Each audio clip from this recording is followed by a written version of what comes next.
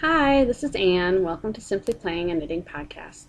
Today's segments include playing with sticks and string, show and tell, forgotten toys, from the toy box, and ooh, shiny. It's been about 2 weeks since I've last been with you. We've moved into the month of June, and it's a beautiful sunny day here in Minnesota. Thanks for joining me. Shall we get started? So first up is playing with sticks and strings, which is what I like to call what's on my needles currently. So currently, I am knitting Cozy Coasters by Joelle Hooverson. Here's a couple finished ones. And I'm currently working on a yellow one, because as you all know, I love yellow. So it's kind of funny. This started as a project 3 years ago when I wanted to knit some coasters for a friend of mine. And I bought the yarn at a wonderful yarn shop here in Minneapolis called Stephen B's. Maybe you've heard of him. Fabulous personality, fabulous knitter. And I found the pattern in this book, More Last Minute Knitted Gifts. There she is by Joelle Hooverson. And I went to Stephen B's.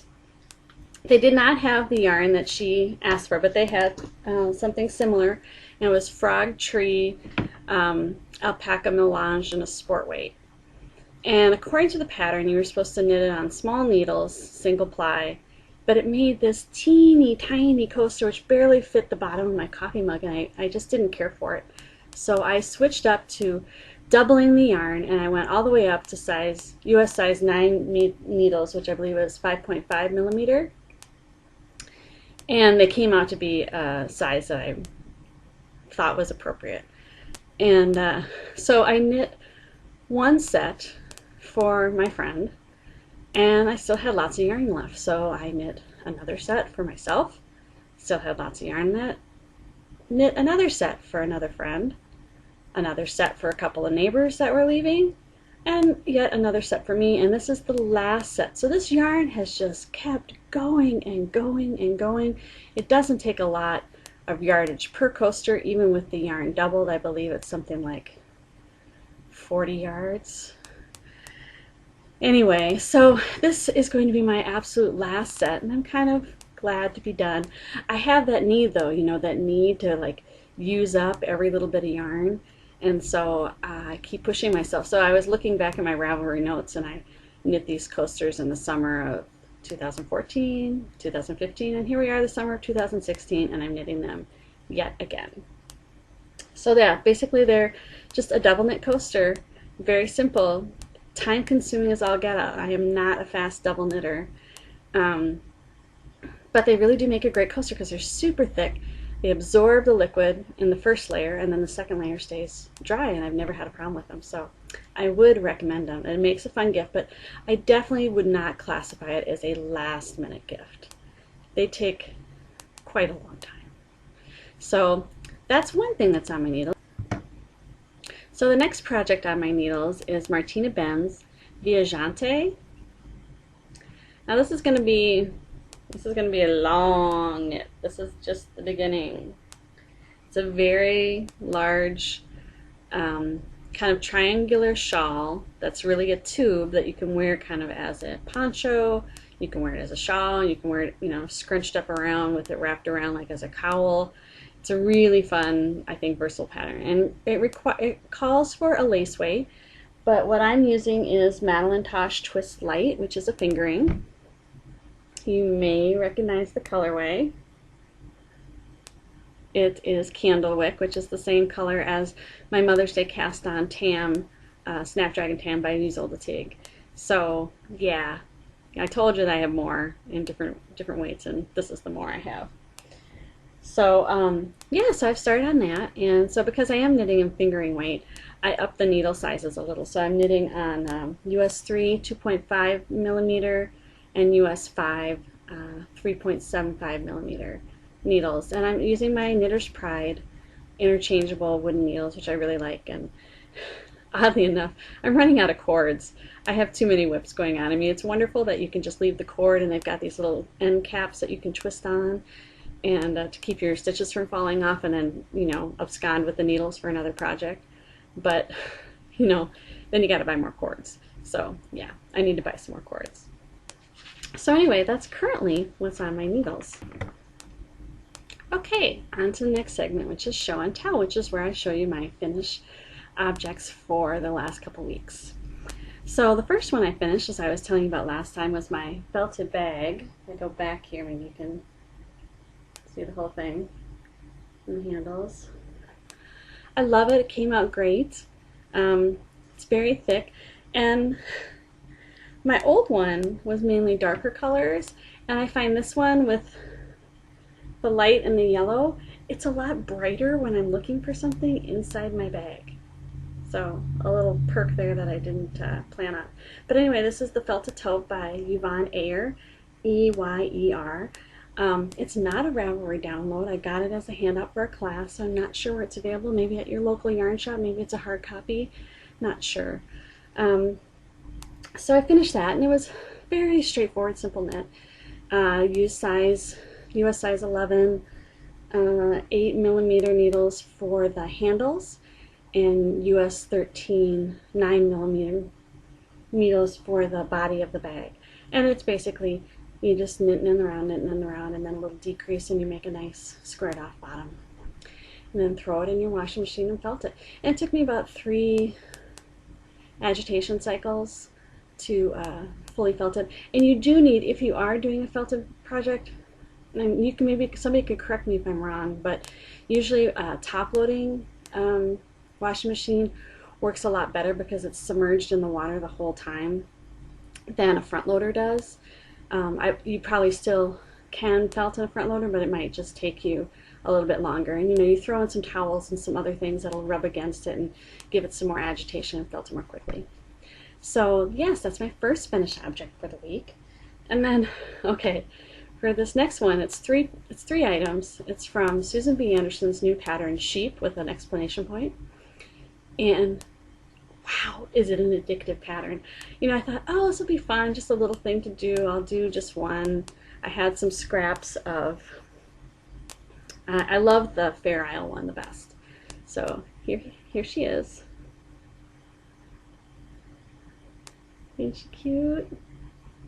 So yeah, there you go. Candlewick Madeline Tosh colorway. And then the other yarn, the dark gray, is Cloudborn Highland Fibers, Cloudborn Fibers Highland DK in charcoal. And it was one that I bought off of Craftsy, the website that does the classes. They also sell yarn. I'm sure you've heard about it before. And then the body of the sheep is done in some hand spun Shetland. I used to do spinning, but I've kind of given it up because I just had too many projects. So anyway, yeah, this is a little Fair Isle version, and it was so much fun and came out so cute that I knit the next one, which this one is, the text is kind of like a textured. You can kind of see it's like a wrapped stitch. Maybe this one down here is a little better to see, where you wrap around 3 stitches and then you knit them again. And this guy, the head came out really small, and to give him a little more substance and to have him match the other sheep, I knit a little scarf. That's not in the pattern, but you know, 5 stitches, little garter knit scarf. So anyway, so this is the Cloudborn from the Fair Isle sheep, and the Madeline Tosh in the Candlewick from the Fair Isle sheep. And this pattern is written for sport weight, but I didn't have any sport weight, I just had DK, and so I upped the needle size by 1. So I did US 4 3.5mm needles instead of a US 3. And then the last sheep is the loopy sheep. And this one was a little harder for me. The loop stitch was a little harder to get used to, but gosh, is that not fun? And again, to kind of make her match her friends, I gave her like a little hat, a little pom-pom. Yeah, I'm in love. They're pretty awesome. I mean, well, we all know Susan B. Anderson is the bomb, but yeah, her toys. So I have no use for these except to look at, and they're terribly cute. And I had no fiber fill stuffing, so I stuffed them with muslin scraps. and cotton balls because I just did not feel like going to the store to buy some fiberfill. So, you know, scraps and scraps. It was a perfect project. Oh, and this one, I'm sorry, is more of that Cloudborne Highland DK from Craftsy in Oatmeal Heather. It looks a lot like the Shetland, which I was really excited about because I didn't have any of that left. Otherwise, I would have knitted in that. I pretty much used that up. So yeah, so that was my addiction. I went from one to the other, and I just couldn't stop. And I didn't clean my house, and I got behind in laundry. But you know, that's what happens when you find a really fun knitting pattern. So yeah, I'd really recommend it. Okay, so on to the next segment, Forgotten Toys. So Forgotten Toys is the segment about my whips, because I do like to go back and look at my whips to make sure I still like them, maybe to try to convince myself to go back to knitting them, and just basically to see what I have. So the bag is from Jessie Lou, or Stitched by Jessie Lou, and it is Star Trek. So this is the original Star Trek ship from the original series. And then, ooh, there's the original. Sorry. And then this one, Next Generation. Oh yeah, I saw it, I had to have it. I'm usually not like that. Usually I can pass things up, but I was a big Star Trek fan. We watched the reruns in the 70s growing up with my brother, and we had the action figures and we had the command center. It was pretty awesome. And yeah, and then, you know, then all the series that followed in the 80s and 90s. So what's in this bag, if I can get it straightened out here, it's kind of attached to its yarn still, is the Fair Isle vest. Oh, that doesn't look so good. There you go. The Fair Isle vest by Mary Jane Mucklestone. And this was a Craftsy class. So you can see the colors. It's really pretty. Now she did it in, it's in DK. This is the Cloudborne Highland DK that I bought from Craftsy for this project. Now she recommended you use Jameson Smith's double knitting yarn, but I didn't like the colors, and it was really going to be really expensive. And I kind of regret my choice. I love the colors of the yarn I got, but because it doesn't have the grabby fibers of the Shetland, it doesn't hold as well. So I'm finding like I'm having to weave the ends in just to secure it so that they don't kind of loop and come loose, because it is kind of a smooth worsted yarn. Now it's 9 colors, and so we've got a brown, which they call Espresso Heather, a maize heather. Here's that oatmeal heather from the Loopy Sheep. Now I have like one row of this, like for every, I don't know, 40 rows, so I figured I'd have enough to use for the sheep and have enough left. And then there's a burgundy, which is basically just a really rich red. A navy, which is a little purplish for a navy, but I bought it anyway. And then this one is Stormy Skies, I believe they call it. And this one's Dolphin Blue. And this one is Sky Blue. And lastly, Autumn Heather, which is a nice orange. And then I wanted to show you all the colors so I could empty out the bag so I could see space inside the bag. Is that awesome? Yeah. So that's been on there. I'm using size 5, US size 5 needles. And the reason it went into Forgotten Toy status is because I made a pretty epic mistake. I was off by like something like 6 to 8 inches in the body. I just, you know, I was knitting it, and I thought, gee, this seems like kind of like a long way around. And so I strung it on a long cord, and tried it on, and it was, yeah, it was epically big. It is for me, but it might end up being for my husband. He can't wear it to work, it's too colorful, but he could wear it, you know, when he's not at work. But we're the same chest size, sadly. Because he's a big guy, he's 6 feet tall, and yeah, we both have a size 42 chest. So anyway, so yeah, that's it. And so what I did was I cut it. I cut out the extra and I steeked it. And you really can't tell. It's kind of right below where the little squirrel stitch marker is. You really can't tell that I steeked it, but it just, I don't know, it really just made me lose my mojo for it. So I will hopefully continue knitting it and to completion, but for right now, I'm just, I don't know, I'm just not as interested in doing such a big, complicated project. I mean, the little Fair Isle sheep was fun and quick. This is definitely not quick, but Fair Isle is can be a lot of fun. So hopefully I will get back to it. So on to our next segment. So our next segment is from the toy box. And this is where we visit a little bit of yarn from my stash. And again, I like to do this because I like to know kind of what I have on hand, and I find it inspiring to go back and look at all the beautiful yarn that I've acquired. So the yarn I have for you today is from a local Minnesota shepherdess. It's Winter Wind Farm. Here, I'll see if I can. And she Robe wool. And it's a 70% CVM, 30% kid mohair. This is in the fingering weight. It's about 400 yard, 3 ply, so it's a nice round yarn. This is called wheat straw. So beautiful yellow again. And then I've got more of it in this beautiful blue. And this, the fingering with the mohair content, is she calls that yarn Rimrock. So the mohair takes the place of nylon, so it gives it more durability. But so it's not like a super soft yarn. Like if you're really into merino and soft, that buttery soft that you can get, this is not that.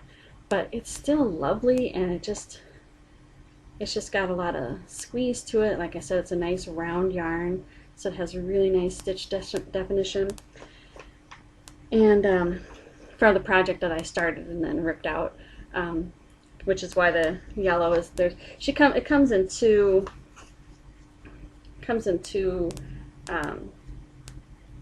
skeins, and then so this one of the skeins is already balled up.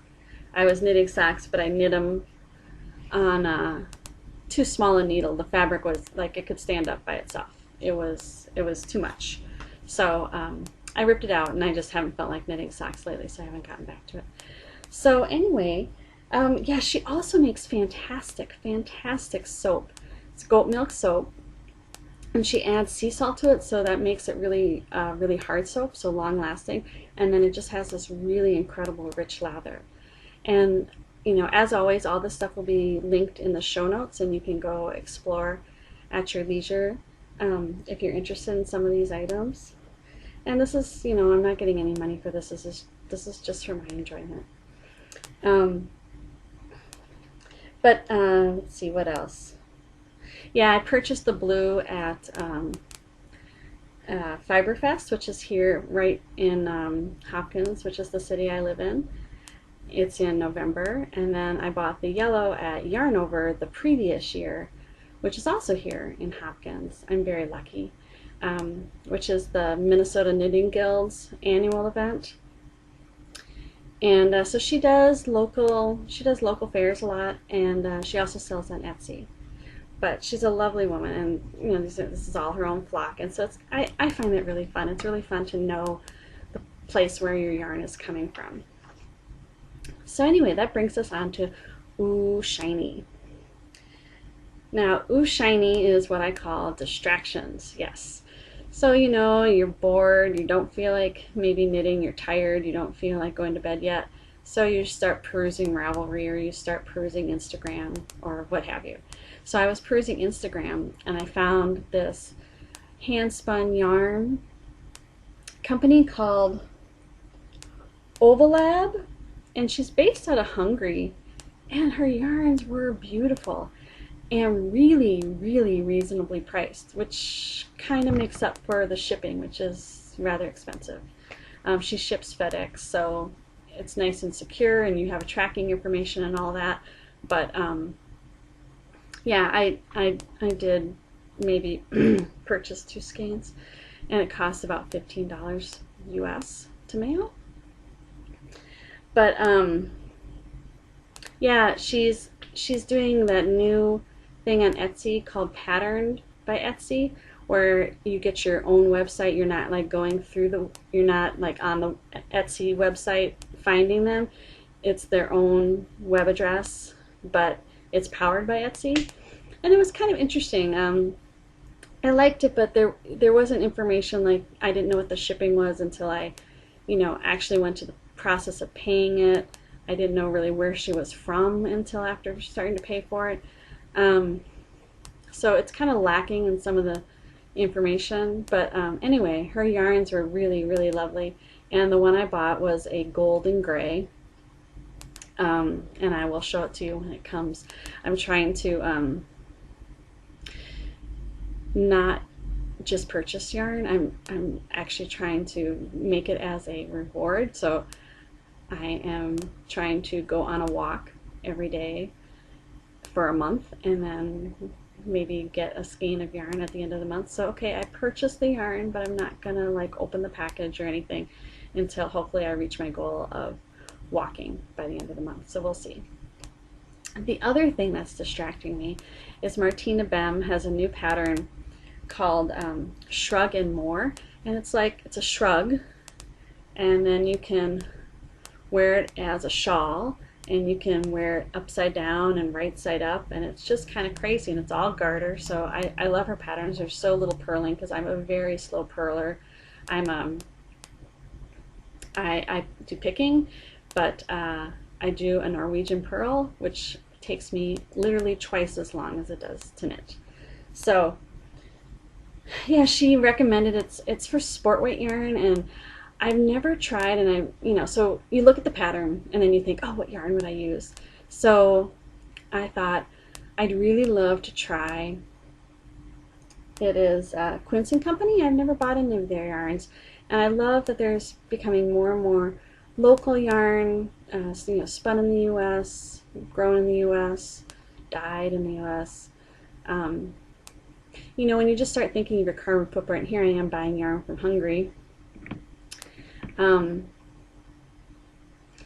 then there's, lovely yarn here as well. So I don't know, it's kind of a balance, I guess, trying to find stuff locally and buying stuff abroad, and yet you're supporting individual, which is a wonderful thing. But anyway, I don't know. I don't quite know how to make the balance. But anyway, for the Martina Bem, the Shrug and More, I would use the Quince & Company's Chickadee, which is 100% wool and a sport weight, and they have a lovely navy and a really pretty, I think they call it Delft blue, which is a lighter blue, or I was thinking like a cream. So that's what's kind of been distracting me and going down the rabbit hole. But I don't really have much left in the yarn budget, and I have plenty to knit, so we decided to just let that go. So anyway, that's about all I have for you today.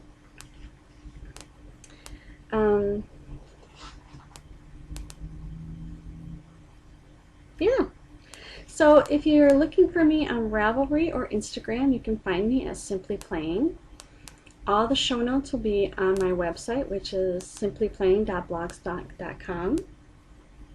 And you can find pretty much absolutely everything that I've talked about. I've linked in the show notes. And thank you so much for taking a little bit out of your time out of your day to spend with me. I really appreciate it. I hope you had fun. I really did. Thanks so much. And remember, keep playing. Bye-bye.